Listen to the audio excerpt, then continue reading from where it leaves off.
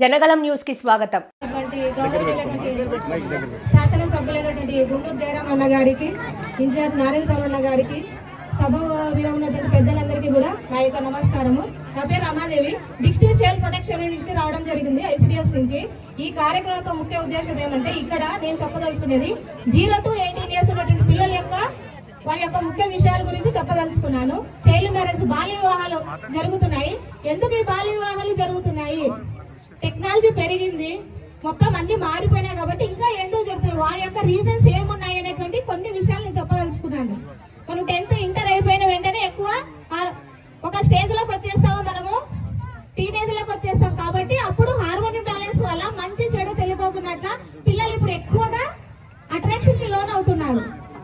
Mobile ప్రభావం వల్ల తొందరగా ఇదే మ్యారేజ్ చేసుకుంటే ఇదే ఇంకా శాశ్వతం అనే రకంగా ఉంటున్నారు. కాబట్టి తల్లిదండ్రులకు ముఖ్య నేను ఏం చెప్పదలుచుకున్నానంటే, 18 ఏళ్ల వరకు కూడా బాల్య వివాహాలు చేయకూడదు. ఒకవేళ చేస్తే చట్టరీత్యా నేరము.